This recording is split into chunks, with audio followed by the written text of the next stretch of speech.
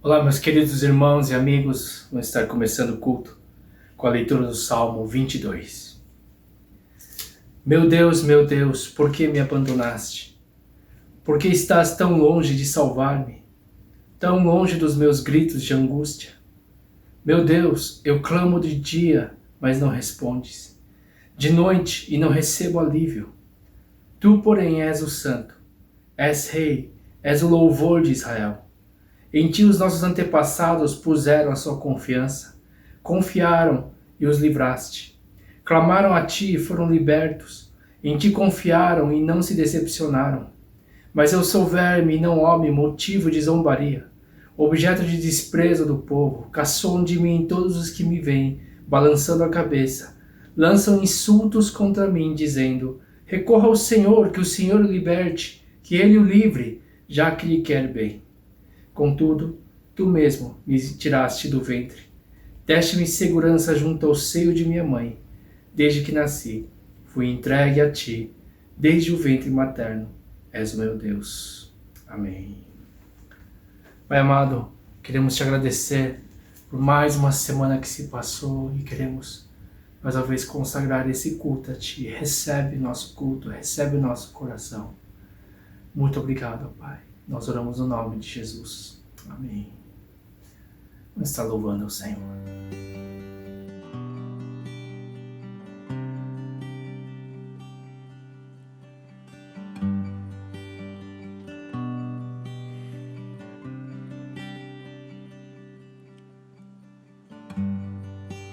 Abre mão da sua glória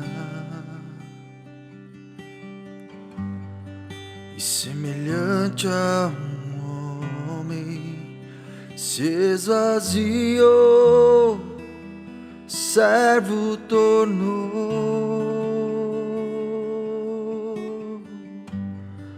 e a si mesmo se humilhou. E como filho obedeceu até a morte, e morte de cruz. Mas o grande Deus, o nosso Pai, o exaltou e lhe deu um nome que é sobre todo nome, no céu e na terra e debaixo da terra. Ao nome de Jesus todo joelho se dobrará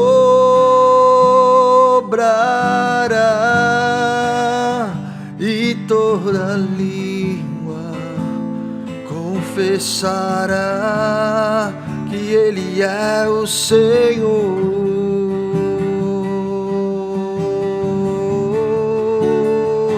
Jesus,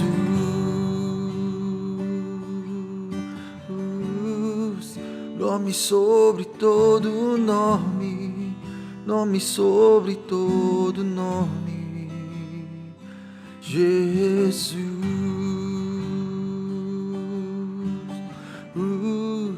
nome sobre todo nome, nome sobre todo nome. Abre mão da sua glória e semelhante a um homem se esvaziou, servo tornou e a si mesmo se humilhou. E como filho obedeceu até a morte, e morte de cruz. Mas o grande Deus, o nosso Pai, o exaltou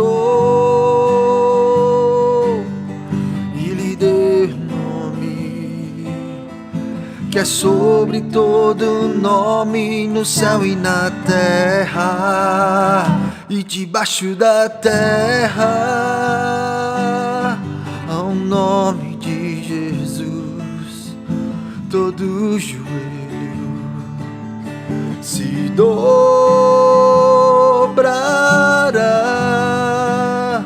e toda língua confessará que Ele é o Senhor.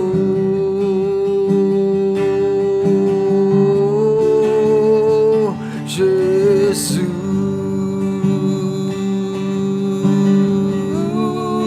nome sobre todo nome, nome sobre todo nome. Jesus,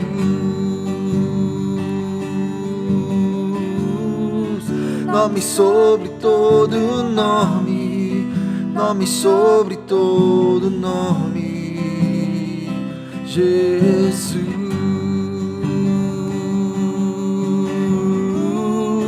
nome sobre todo nome, nome sobre todo nome. Jesus,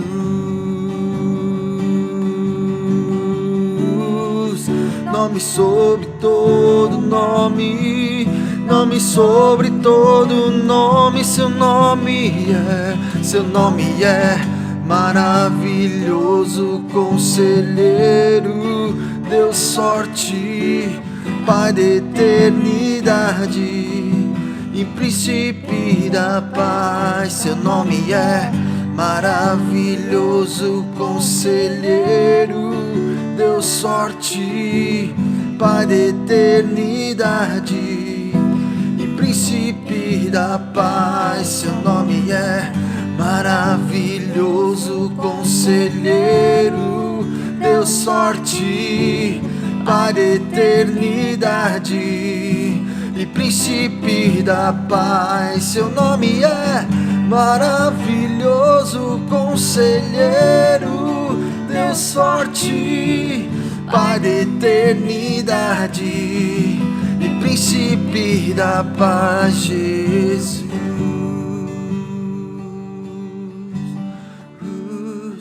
nome sobre todo nome, nome sobre todo nome. Jesus,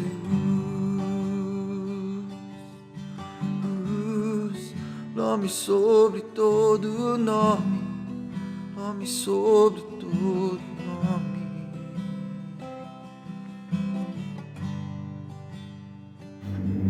Vamos estar lendo o texto de hoje em Marcos capítulo 15, versículo 34.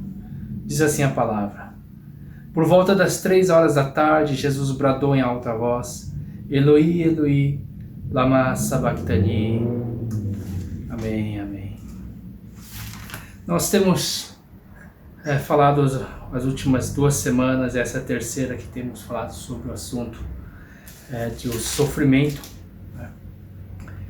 Desde as linhas de pensamento, tanto filosóficos como religiosos, que nós apresentamos, né? Falamos das diferentes formas que as pessoas, e especialmente também hoje no secularismo, as pessoas pensam sobre o sofrimento. E semana passada nós falamos sobre o equilíbrio que a palavra de Deus nos traz, a luz que a palavra de Deus nos traz sobre essa questão do sofrimento. E semana passada nós falamos sobre o fato do sofrimento ser tanto justo como injusto. Justo porque o sofrimento é uma consequência direta do pecado, da maldade do ser humano. E que o sofrimento muitas vezes ele é colocado, infligido através das pessoas. Existe a maldade no coração, a inclinação para o mal, e as pessoas, a gente vive na lei moral e universal que a pessoa deve colher o que ela planta, né? Porém, o sofrimento também é injusto porque o sofrimento vem ao encontro das pessoas de uma forma desproporcional. nós comentamos em vários momentos da semana passada, como o inocente muitas vezes sofre mais do que o ímpio. E esse é o primeiro equilíbrio que a gente precisa ter, né? Que o sofrimento é justo e injusto, né? E que nós precisamos ver isso do ponto de vista da palavra de Deus, em que o Senhor Jesus, Ele pagou pelos nossos pecados, toda a justiça foi satisfeita nele, todas as consequências que deveriam vir sobre nós, Ele tomou sobre si, e Ele também sendo o inocente, Ele sendo a pessoa mais pura que já existiu, santa, sem pecado nenhum. Ele injustamente também sofreu, se identificando também com o nosso sofrimento. Aí existe agora, eu queria falar hoje sobre um segundo equilíbrio que existe na palavra de Deus, né? Que mostra que Deus, Ele é um Deus soberano, mas também Ele é um Deus sofredor. Todos nós sabemos, né, que Deus, sim, Ele tem poder sobre o sofrimento.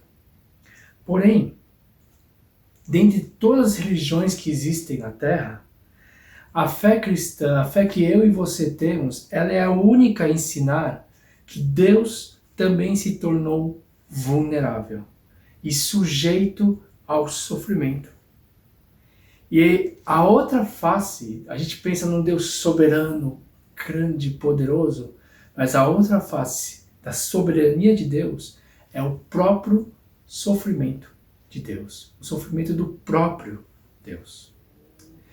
E Deus, sendo soberano, Ele usa o sofrimento também como parte de seu propósito, né? Muitas vezes incompreensíveis.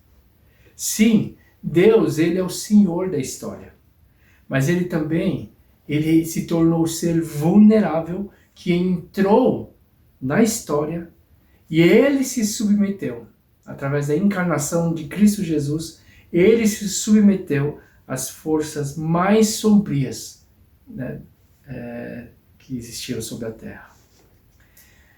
Muitas vezes Deus se parece ausente. E o próprio Senhor Jesus, Ele experimentou a dor angustiante, né, da ausência do Pai. Todos conhecem essa oração de Jesus, a gente leu no texto de hoje, a oração de Jesus. Deus meu, por que desamparaste? Era uma oração também profética de Salmo, que a gente leu bem no comecinho do culto, né, Salmo 22. Deus meu, por que me desamparaste? A gente vê a agonia, né, do Senhor Jesus.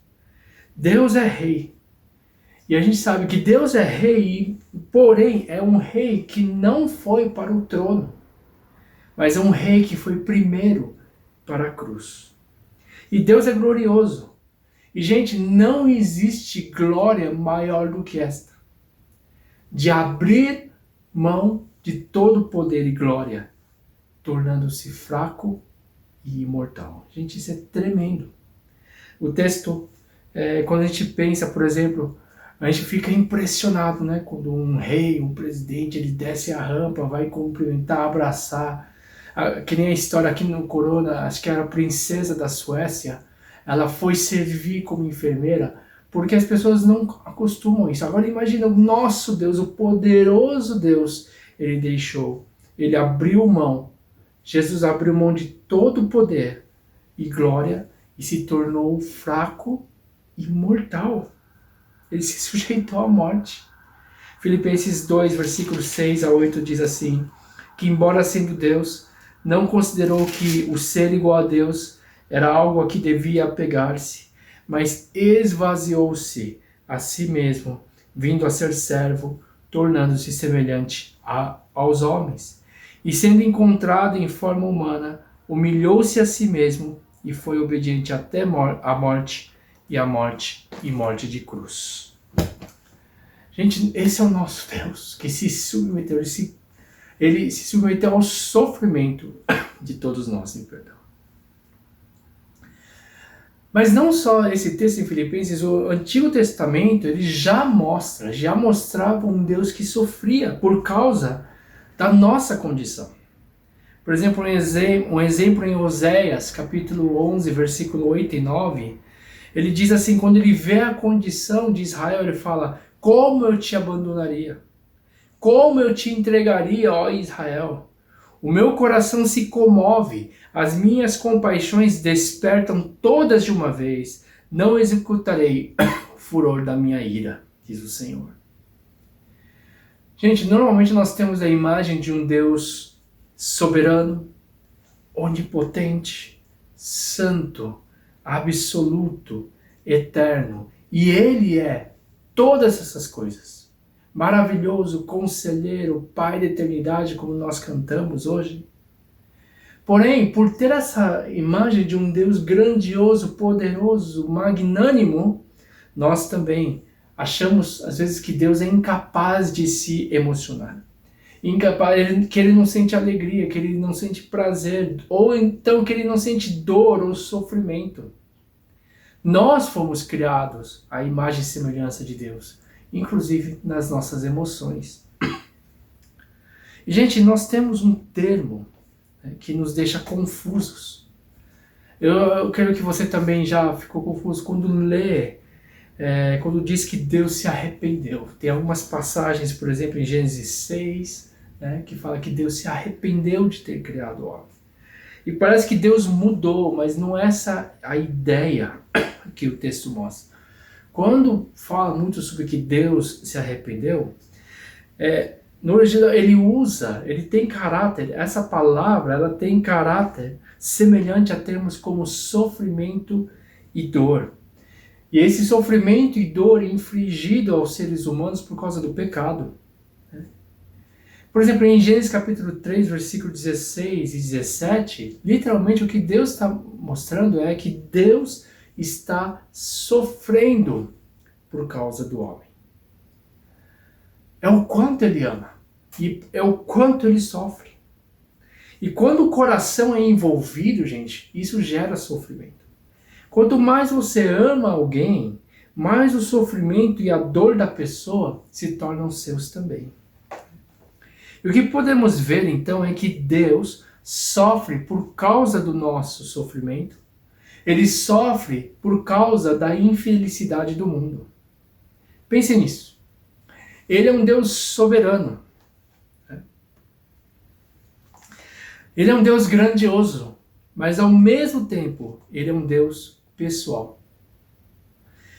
Mas o sofrimento não é só parte de Deus.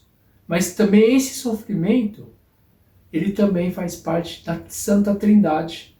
E na Santa Trindade, do próprio Senhor Jesus. Quando nós lemos os Evangelhos, vemos Jesus também sofrendo pressões, dificuldades e dores comuns aos seres humanos. Ele sentiu cansaço, sede, aflição, sofrimento, angústia de alma. Ele foi rejeitado por amigos, conterrâneos e familiares. Um teólogo que eu gosto bastante, Don Carson, ele afirma o seguinte: o Deus em quem confiamos sabe o que é sofrimento. Não apenas do modo pela qual Deus sabe de todas as coisas por ser onisciente, mas Deus sabe o que é sofrimento por experiência própria. Na Semana da Paixão, nós vemos os mais intensos sofrimentos. E Jesus, por exemplo, foi abandonado, ele foi negado, ele foi traído por pessoas por quem ele deu a vida. E na cruz, pasmem, ele foi abandonado. A gente não pensa que ele foi abandonado desse jeito, mas ele foi abandonado até pelo seu Pai. Ele foi abandonado por Deus, como vimos no texto de hoje. É por isso que você consegue sentir a agonia naquele momento quando ele clama: Deus meu, por que me abandonaste? Era a dor de uma separação. E, gente, essa separação, a gente pensa, nossa, é uma separação. Gente, pensa em eternidade. Na eternidade inteira, ele nunca foi separado. E naquele momento, ele seria abandonado. O Pai iria virar as costas para ele. E convenhamos, gente, a gente não tem sofrimento maior do que a perda do amor. E essa foi a perda de um amor eterno e perfeito. Portanto, gente, na cruz, Deus mostrou que sabe o que é sofrer. Não só porque vê o sofrimento com mais clareza que nós, mas também porque ele sofreu pessoalmente das formas mais severas possíveis. Ele recebeu o castigo que merecíamos e, inclusive, ele recebeu o afastamento do Pai, como disse. Mas por amor a nós, Deus Pai e Deus Filho, eles experimentaram profundo sofrimento.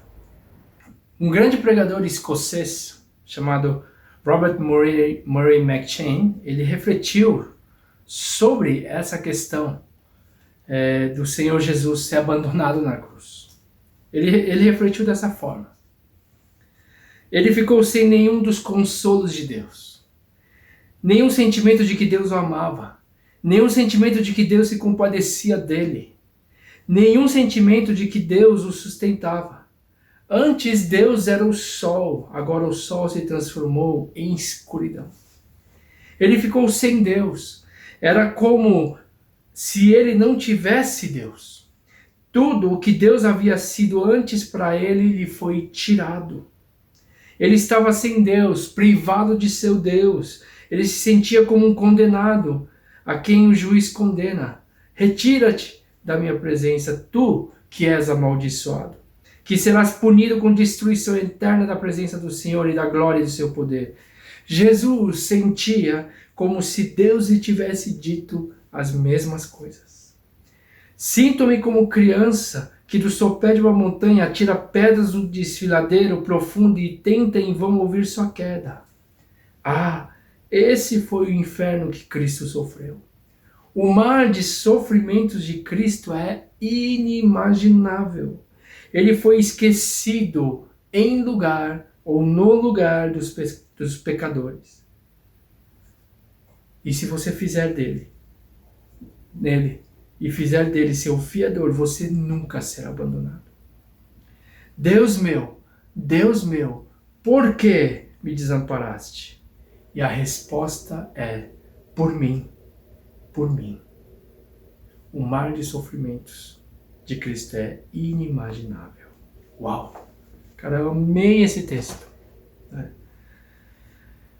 E, gente, é maravilhoso pensar e meditar sobre esse sofrimento, que Jesus foi abandonado. Ele se tornou maldição, quer dizer que a fúria, a ira de Deus caiu sobre Jesus naquele momento, que a gente possa refletir profundamente hoje sobre essas palavras. Mas a Bíblia relata mais sobre o sofrimento de Deus. Por exemplo, na conversão de Paulo. Nós vemos Jesus aparecendo no meio do caminho que Saulo estava indo a perseguir os cristãos, no meio do caminho para Damasco, e ele vê uma grande luz, ele cai, e ele tem uma visão de Jesus, e Jesus fala o quê? Saulo, Saulo, por que me persegues? E, gente, isso é maravilhoso. Jesus, ele se identifica tanto conosco, ele se identifica tanto com os seguidores dele, que perseguir os seguidores é como se perseguisse ele. Quando os filhos de Deus sofrem, e quando os filhos de Deus sofrem perseguição por ele também sofre. Ele também é como se ele tivesse sofrendo perseguição. Quer dizer o quê? Nós também estamos participando nos sofrimentos de Cristo ao vivermos para ele.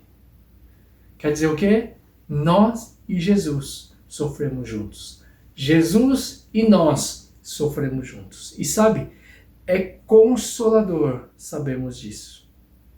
A palavra de Deus fala em Filipenses capítulo 3, versículo 10 assim: quero conhecer Cristo, o poder da ressurreição e a participação em seus sofrimentos, tornando-me como ele em sua morte. Lembre-se, meu querido, Cristo aprendeu a ser um ser humano por meio dos seus sofrimentos. Da mesma forma, nós aprendemos a ser como Cristo por meio dos nossos sofrimentos. O sofrimento não é vão, o sofrimento nos torna também como Cristo. Portanto, tudo isso para falar o quê? Deus sim é sofredor. Deus sofre. Jesus sofreu em nosso lugar. Porém, sem esquecer que Ele também é soberano.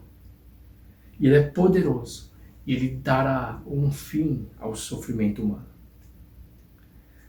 E na verdade, o fato de Deus ser onipotente, ser tão poderoso, ser soberano, é o que torna o sofrimento dele tão espantoso, gente.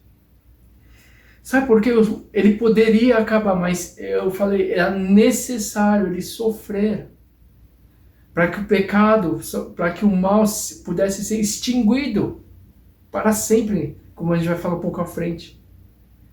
Mas o sofrimento de Deus, se ele poderia vir como um ser superior e acabar, não é essa forma, porque acabar com o sofrimento teria que acabar com a gente, por causa do pecado que existe em nós. Mas a maneira como ele veio acabar, o sofrimento de Jesus, ele foi radicalmente voluntário. E ele foi inteiramente motivado por amor a nós. Então Deus não foi um Deus distante que ficou vendo tudo acontecer lá da arquibancada, e também Deus não ficou alheio ao sofrimento humano. Ele participou junto conosco dos sofrimentos.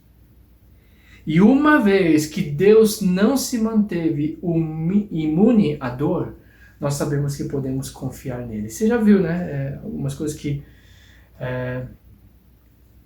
quando alguém realmente dá um exemplo, por exemplo, tem que fazer... Alguém que mostra que tem que trabalhar pesadamente e a pessoa toma a frente, essa pessoa ganha o nosso respeito e nós respeitamos por quê? Ele também sabe o que é isso. Ele sabe o que é sofrer. Ele está falando realmente daquilo que ele já passou. Né? E nós podemos confiar porque sabemos que o nosso Senhor, Ele também passou dores e sofrimentos como nós e sofrimento muito maior. E, gente, isso tem implicações práticas em nossa vida.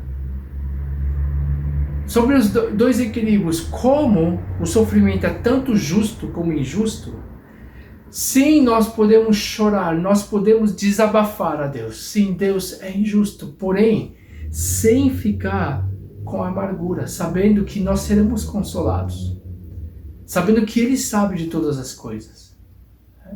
Ele sabe o quanto é injusto, mas nós não precisamos ficar amargurados, mas nós podemos simplesmente expressar o nosso coração a Ele. E também saber que Deus é tanto soberano como sofredor, isso faz com que nosso sofrimento tenha um sentido. Eu já falei aquela hora, um dos sentidos é esse sofrimento nos torna como Cristo. E não é sem sentido, nós podemos confiar em Deus mesmo não entendendo, mesmo que não o vejamos. Podemos confiar em Deus mesmo sem entender em tudo o que está acontecendo em nossa volta. Por exemplo, aqueles que são pais, né? Imagina que eu, como pai, eu falo, filho, faz isso. E só que se meu filho tem 4, 5, 6 anos. E essa criança chega e fala, me explica para quê e por que eu tenho que fazer isso. Simplesmente eu falei, ô menino, né? Me ouve. Não é verdade? Mas o que a gente vai falar? Talvez você não entenda por que você tenha que fazer isso, mas você tem que fazer isso. Simplesmente obedece. Eu tenho 40 anos, você tem 7, por exemplo. Nós, como pais, entendemos por que as crianças têm de confiar em nós, porque a gente sabe o que é melhor para eles, porque a gente já viveu muito mais do que eles. E da mesma forma, nós devemos confiar em Deus, mesmo sem entender os propósitos todos dele. Não somente porque a diferença entre a sabedoria dele e a nossa é infinitamente maior do que a sabedoria de uma criança comparada ao de seu pai. Nós confiamos não somente porque ele é soberano, gente, mas também porque na cruz Jesus conquistou a nossa confiança. Não somente, gente, a Bíblia ela mostra inúmeros exemplos de que podemos confiar em Deus, mas a Bíblia também, ela nos ensina a aguardar o julgamento final como resposta definitiva de Deus a questões relacionadas ao sofrimento dos filhos de Deus, e especialmente aqueles que clamam por justiça. Então nessa primeira parte é o quê? Entender que Deus é soberano, mas Deus ele sofreu, ele conhece profundamente o sofrimento do ser humano. Mas a segunda parte desse Deus que sofreu, desse Deus que é soberano e sofredor, é saber que ele vai dar a resposta final. Por exemplo, em Salmos, em Salmos o salmista fala assim: ó Senhor, até quando contemplarás isso? Livra-me da violência deles. Ou então, Abacuque também, ele faz uma oração, um clamor que ele ecoa, e ecoa através dos séculos. Provavelmente é algo que talvez você já orou. Por que ficas apenas olhando para os perversos e te calas, enquanto o ímpio devora quem é mais justo do que ele? Não é verdade? A gente vê tanta maldade. Deus, por que isso não acaba tudo com isso? O senhor não está vendo o que está acontecendo? E essa foi uma oração feita por Abacuque. E a Bíblia, gente, a palavra de Deus, ele indica em vários textos bíblicos, principalmente que ele fala do grande trono branco, e fala de que todas as pessoas que já existiram, que existem hoje e que existirão no futuro, naquele grande dia, não vai, tantas pessoas grandes ou pequenas, elas estarão diante do Senhor e serão julgadas com justiça. E isso, a gente precisa ter a confiança de que estaremos na presença do Senhor totalmente justificados. E gente, Deus fará justiça, e essa é a confiança que nós devemos ter. Deus fará justiça. E enquanto vivemos aqui na terra, nós vivemos também na esperança que Deus fará toda a justiça. Gente, a gente vai ver coisas na lei moral do universo, como eu falei. A gente gosta de ver o mal sendo punido, o maldoso ser punido, um assassino ser preso. Mas o fato é que, por exemplo, prender um assassino não trará de volta aquele que foi assassinado. E a maldade não vai ser extirpada do mal, das pessoas. O mal sempre vai existir. Mas sabe, o quadro que vemos em Apocalipse é que o dia do julgamento final, ele será acompanhado da vinda de Jesus, da ressurreição dos mortos e da renovação do céu e na terra. Cara, vai ser tremendo, vai ser maravilhoso esse dia. E a gente espera por esse dia. Voltando à pessoa de Cristo, caminhando agora para o final da palavra. Jesus, ele sofreu toda espécie de mal possíveis. Ele foi abandonado, foi traído, foi negado pelos amigos. A multidão que antes o seguia foi a mesma multidão que entregou à morte. Seu julgamento foi uma farsa, foi arrumada. Ele foi torturado, ele foi morto. Ele foi vítima de injustiça. Pecados e maldades de todos os tipos foram demonstrados. Teve covardia, teve mentira, teve interesse pessoal, teve nacionalismo, teve politicagem, teve corrupção. e culminou na cruz. E a cruz foi a pior coisa que o mal e a rebelião humana e satânica também poderiam fazer contra Deus. E a maldade, todo o mal que culminou, você tenta pensar o nível de toda a soma de toda a maldade culminada e em cima de Jesus, talvez o mal falou, vencemos. Mas o que a gente sabe é que o tiro saiu pela culatra. Porque quando a gente vê Apocalipse, na visão de Apocalipse capítulo 5, tem um homem que foi lhe dada a autoridade de abrir o livro, de quebrar, de abrir os selos. E sabe quem é? Esse homem julgaria o poder das trevas, julgaria as forças das trevas. Quem é? E a Bíblia mostra, no capítulo 5 de Apocalipse, seria um cordeiro ferido. E quem é esse cordeiro ferido? É o próprio Jesus, que foi pregado na cruz, foi o cordeiro ferido, mas ressuscitou para nos dar vida. E a Bíblia afirma que no exato momento em que Jesus morreu na cruz e despojou os principados e potestades, ele na mesma cruz, ele triunfou sobre todas as coisas, sobre a morte. E com a sua morte, Jesus, ele absorveu a maldição causada pela desobediência do homem. E assim ele derrotou o pecado e a morte, mas também as forças do mal que apoiavam isso.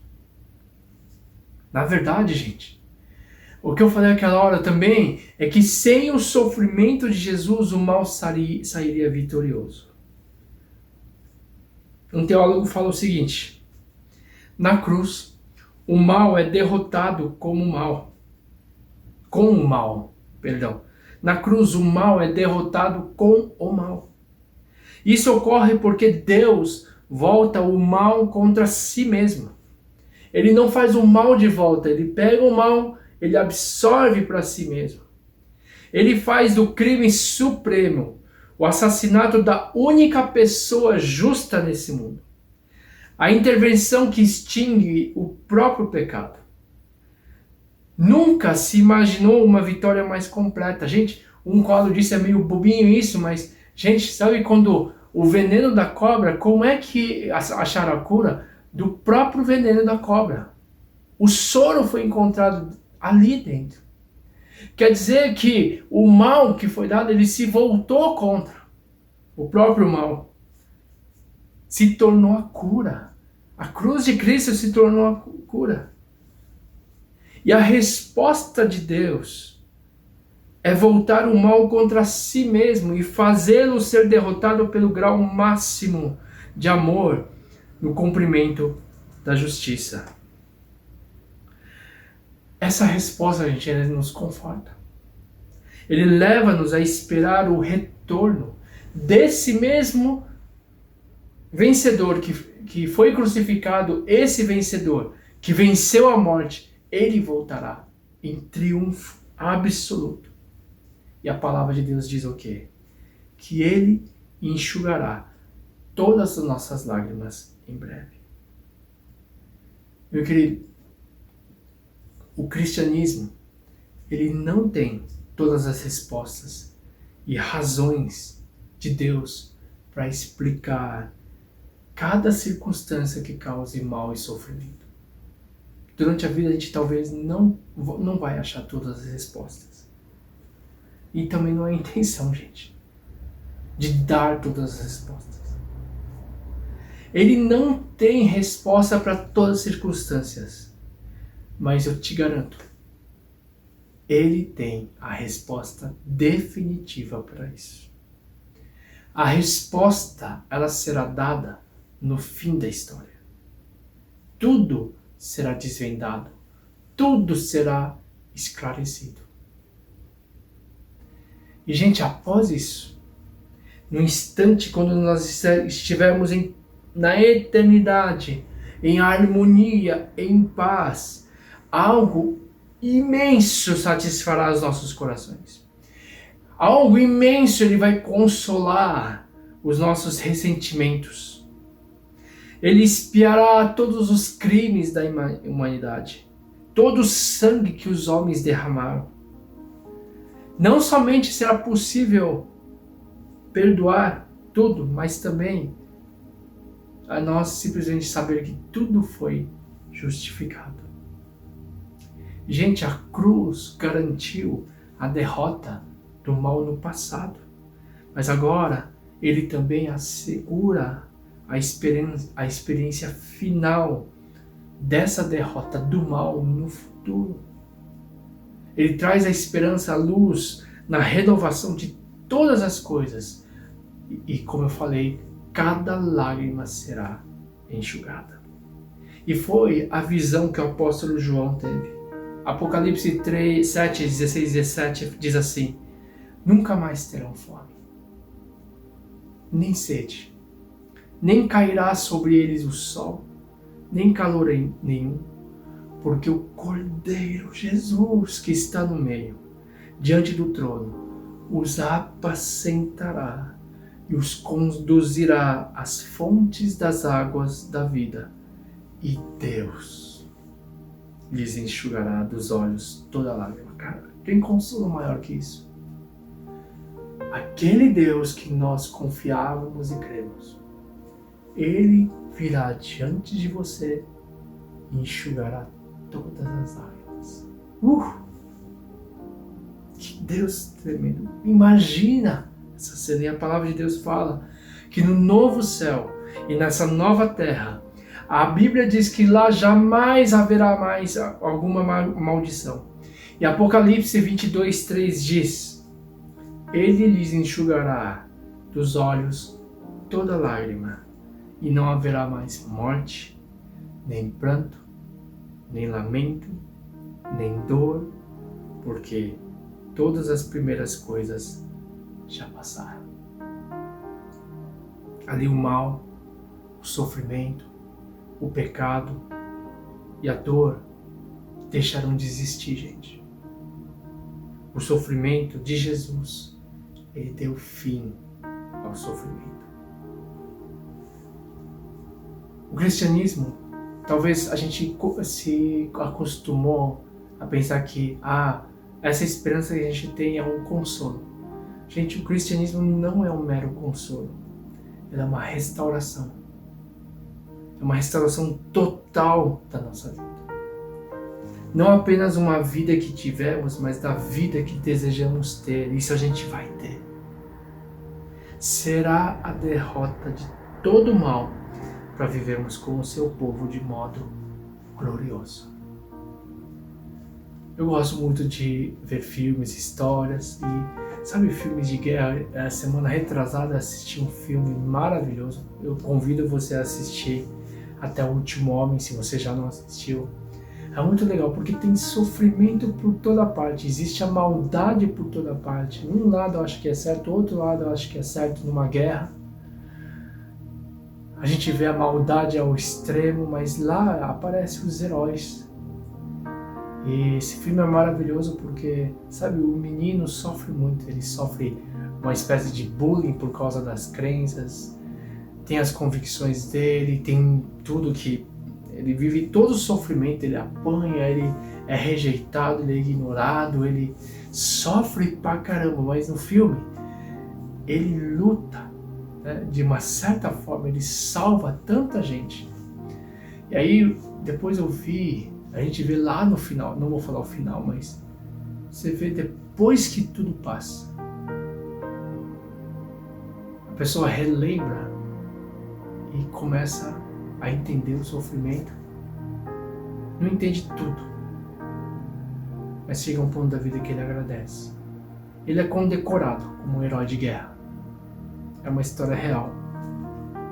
E sabe, nos últimos dias, naquele grande dia onde a gente vai estar diante do Senhor, nós vamos olhar para trás, nós vamos falar como valeu a pena viver para Deus. Como em tudo isso eu pude me parecer com Jesus.